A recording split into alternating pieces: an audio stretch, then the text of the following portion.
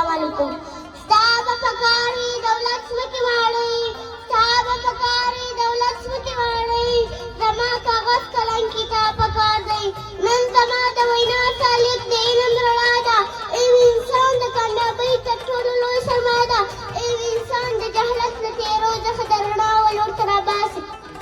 هغه قومونه چې علم ترلاسه کړي هغه پرمختګ کوي او په نړۍ کې خپل نوم روښانه کوي. نو ځکه موږ ته پکار دی چې علم د خپل ژوند نقشه جوړ کړو او خپل مستقبل روښانه کړو. او زه خپله وینا په دې شعر سره پای ته رسول غواړم. د علم سپین څراغ یم ځلیږم لکه ستوری، د علم سپین څراغ یم ځلیږم لکه ستوری، په پوهه د استاد یم رسېدلی تر اسمانه کې ځلیږم لکه ستوری، د علم سپین څراغ یم ځلیږم لکه ستوری، په پوهه د استاد یم رسېدلی تر اسمانه کې